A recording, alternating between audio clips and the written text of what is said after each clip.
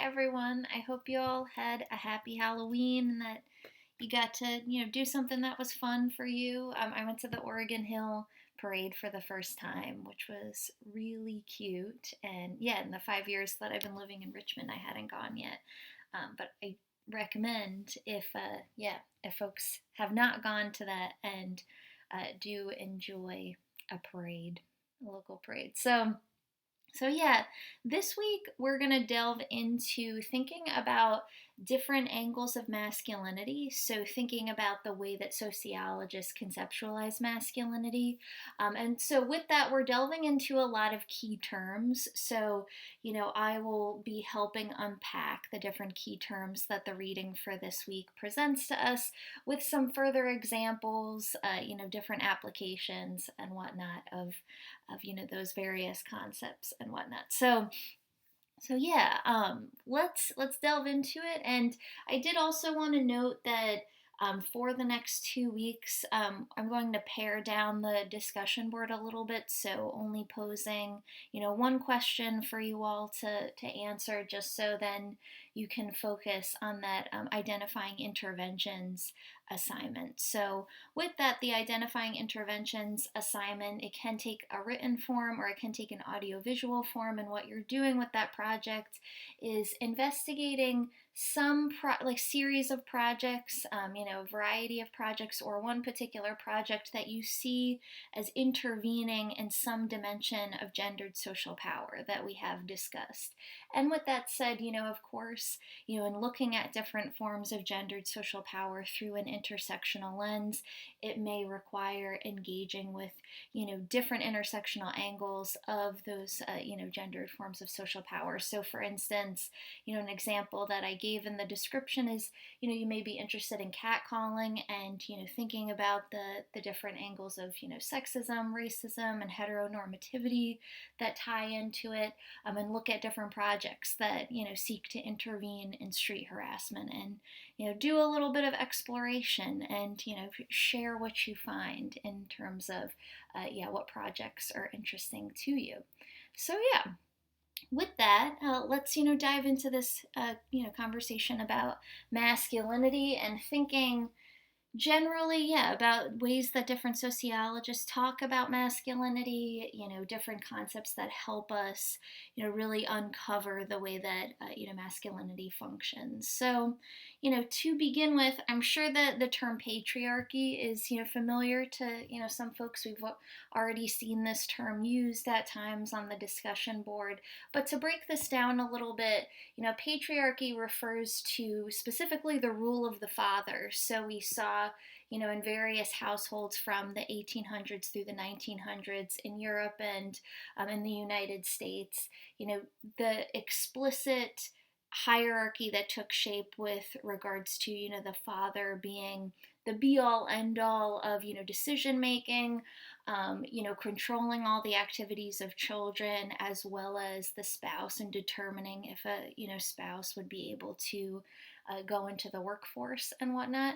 So, we saw various patriarchies give way to the presence of what were called democratic brotherhoods. So, in other words, the structure of patriarchy informed democratic brotherhoods in that, these were fraternal groups of different white men, such as the Elks and the Knights of Columbus, and they were explicitly dedicated to, preserving different classes and keeping classes of other men out. So whether it was poor men, men of color, etc., they were all dedicated to, retaining some level of hierarchy within the organization that, preserved some sense of, fraternal order. So, we saw that generally within, in terms of different forms of social organization, democratic brotherhoods being informed, by patriarchy and whatnot in different patriarchal structures. But then, we saw that, while different patriarchal structures were not necessarily explicitly taking shape. So it wasn't maybe as rigid as households in the 1800s and the early 1900s with, different fathers at the helm saying, you can't do this, you can't do that. This is, my word is law kind of structure. we definitely saw the continuation of that ideology present in various families and in different aspects of society. So, with formal patriarchies, giving way to an increase in legal and, policy shifts intended to create more gender equality, the underlying thinking there, persisted in various ways. The underlying thinking of, patriarchy as well as, democratic brotherhoods in the form of, different social organizations. So we can even think to, potentially different social organizations that you all are familiar with that, you see those sorts of ideologies of democratic brotherhoods continuing on, that kind of sense of, gatekeeping in various ways, as well as, how patriarchal thinking continues on today. So, one way that, we really do see the continuation of patriarchal thinking taking shape is that notion of, cisgender men, in other words, of course, men whose gender aligns with the sex that they were assigned at birth, structured as the default way of being and seeing. So, this notion of men standing in for the conception of human in, various contexts and equating power with masculinity. So these ideals of, aggression and dominating space in various ways. But when I think about, that notion of, positioning men as this default way of being and seeing, my mind immediately goes to, how academic contexts and different forms of academic research shape understandings of objectivity around, a white male perspective. So thinking specifically about, even the conception of scientific objectivity and, how it assumes a neutral default position as being the position of a white male. And, considerations of positionality. So in other words, considerations of how one's, different dimensions of identity and experience impact their research, and, thinking through how one's positionality impacts their research, that's deemed as being not objective in various ways. So, people may have, seen this taken shape, the ways that objectivity tends to be equated with, a very particular, white male perspective. So, once again, then unpacking, how a white male perspective is in and of itself a perspective, but very often patriarchal thinking, creates this notion of the white male standing in for, what is deemed objective, what is, generally the monolith of what it means to be human, which, we're obviously interrogating that, in this class and in this discussion. So, in thinking more about how patriarchal thinking has, impacted various aspects of society, we're also thinking about this concept of androcentrism. So it refers to the prioritization and inequitable valuation of masculinity over femininity in everyday life. So, androcentrism usually presents itself in societies where there's some degree of formal gender equality, so such as, with different, legal developments, different, policy developments and whatnot that have sought to, address, and institute different forms of formal gender equality, yet persisting patriarchal ideologies and practices continue. So in other words, in these modified patriarchies, we'll see the prioritization and inequitable valuation of masculinity over femininity. So, of course, this takes us back to the discussion that, we had earlier in the semester and has, kind of been an ongoing discussion in various ways of, how we devalue various occupations in association with what is deemed feminized labor and feminized traits. So thinking about, occupations such as domestic work, nursing, teaching, thinking about how those feminized qualities of being nurturing and, attentive, offering care in various ways, that's devalued in, patriarchal society.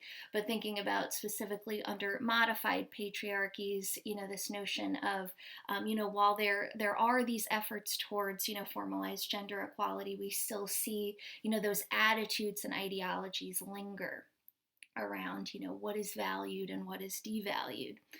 So now let's talk a little bit about this concept of hegemony. So in sociology, there's this concept of hegemony. People may have, come into contact with this term. It's, often kind of attributed as being, one of these, kind of lofty academic concepts that, gets thrown around a great deal. But to break it down a little bit, it's a way of articulating how social inequality takes shape. And what that it refers to the state of collective consent to inequality by, seeing different forms of inequality as naturalized or justified or even desirable in various ways. So, hegemonic masculinity is one manifestation of a hegemony. So, we can think about hegemonic masculinity as, referring to this, particular set of, gendered performances that functions to justify and naturalize gender inequality.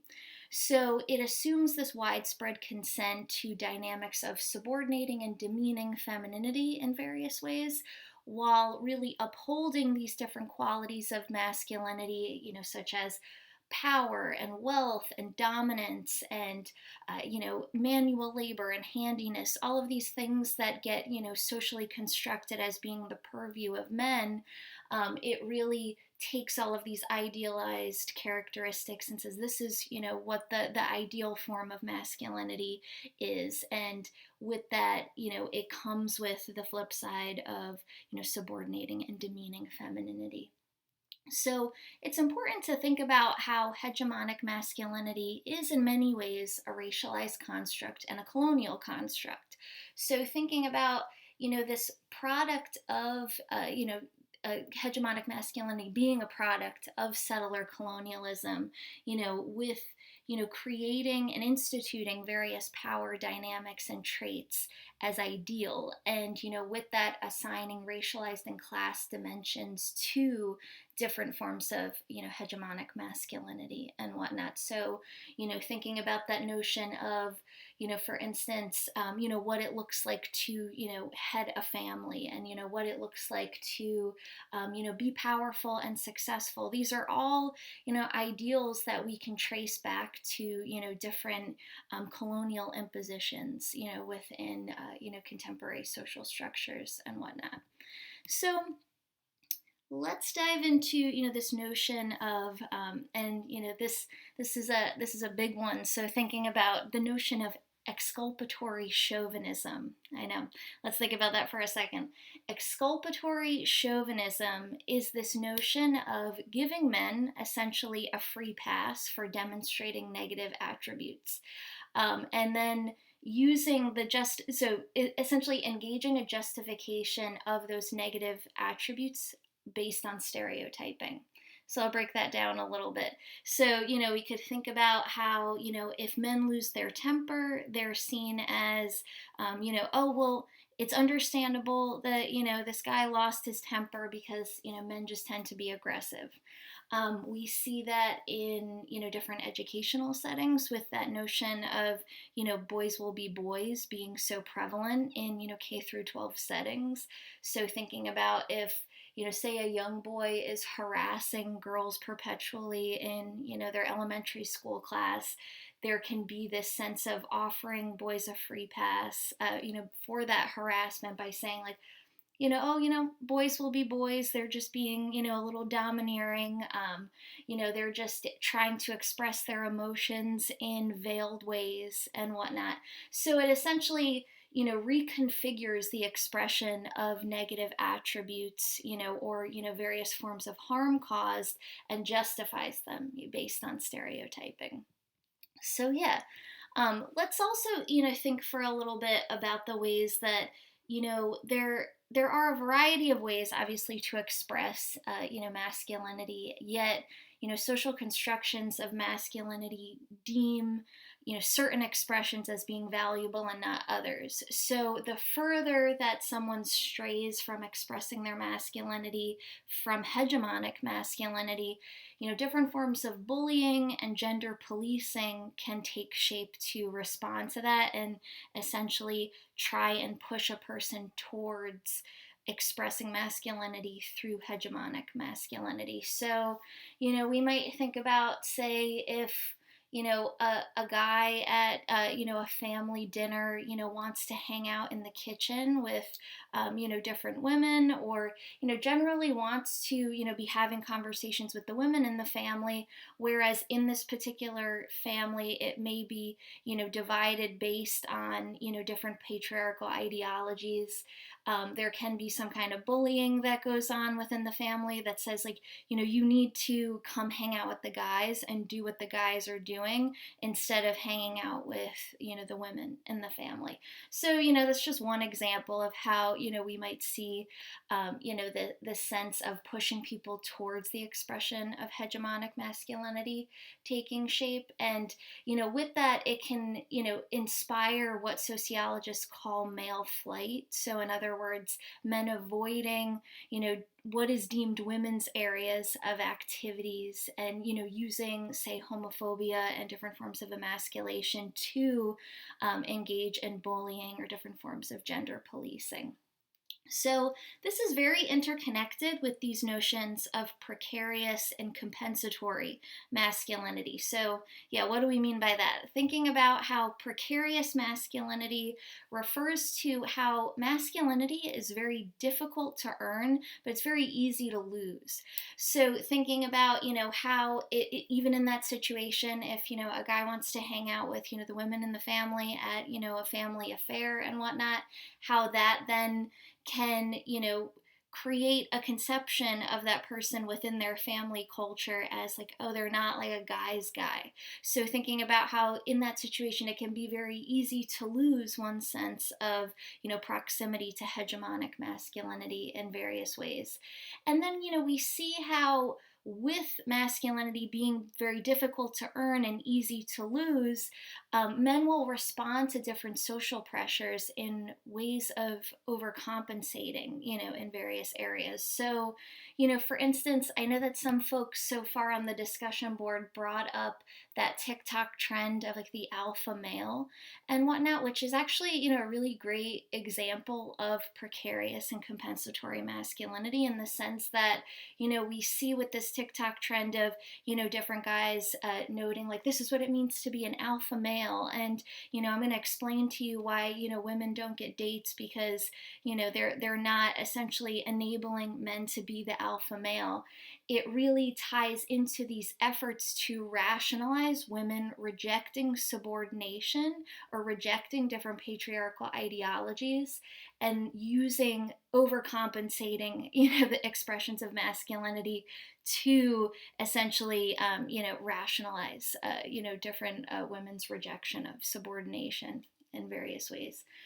So this is also connected to hypermasculinity. So thinking about, hypermasculinity would be, these extreme expressions of hegemonic masculinity that can veer into glorifying anger or violence, etc. So, we might think about movies like Fight Club as being a key example of, glorifying anger and violence and being key expressions of hypermasculinity in that way. So, of course, people may have come, seen, in various ways, this expression of, toxic masculinity, or seen, this concept of toxic masculinity in different places, because this toxic masculinity tends to refer generally to the harmful consequences of trying to live up to the ideals of hegemonic masculinity. So now in everyday culture, in digital spaces and whatnot, we see the term, toxic masculinity in various ways. So it's important to think about how, toxic masculinity serves as this umbrella to articulate how those harmful consequences of trying to live up to hegemonic masculinity take shape. So the reading also presents this concept of the patriarchal bargain. So here's another key term.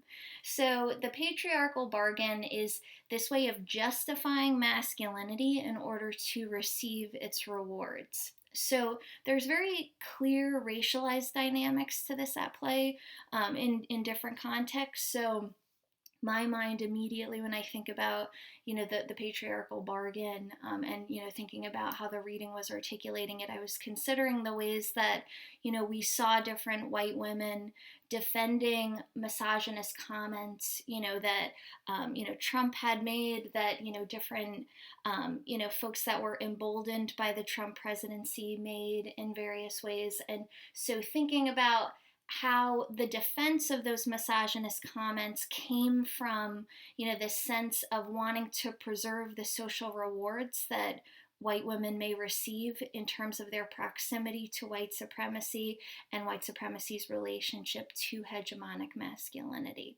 So, yeah, thinking about how, when we're understanding, masculinity through an intersectional lens, considering the various ways that there are these racialized dynamics, and thinking about how white supremacy and, different incarnations of hegemonic masculinity in terms of, what it looks like to express social power, what it looks like to express and flaunt like wealth and clout, and, all of these ideals that we associate with masculinity, how often they are constructed by, different forms of white supremacy, are rooted and can be traced back to, different racialized constructs that, date back to, like we were discussing, with settler colonialism and whatnot. So, in moving into thinking about, what are possibilities for social change in this discussion, and thinking about, how the expression of, what are termed hybrid masculinities can be seen as this intervention in hegemonic masculinity as it refers to expressing masculinity in a variety of ways. So, expressing masculinity in a variety of ways that may engage different, symbols, that may engage different, cultural attitudes and cultural material that, may tend to be associated with, femininity, that may tend to, be socially constructed as not being the purview of masculinity. So, for instance, we could think about different, so I've seen like different, viral videos on social media where it's like dads playing dress up with their daughters in princess outfits, thinking about, it doesn't even necessarily need to be the realm of parenting, but thinking about all of the different ways that, we'll see, contemporary, people engaging in these interventions of saying, I don't need to adhere to these different forms of hegemonic masculinity. I can define masculinity for myself, and thinking about, people being, sort of going different routes in terms of, experimenting with different aesthetics, experimenting, with different, not only, forms of, aesthetics and expression, but, feeling comfortable with, pursuing different activities that you just like, whether it's, cheerleading or dance or, whatever it is, and recognizing that there are these, social consequences associated with it, but, rejecting that sense that, one needs to conform to those social restrictions in various ways, and, seeks to express their masculinity however they want. So yeah, I look forward to talking about this more with you all on the discussion board, and hope that you all have a great week.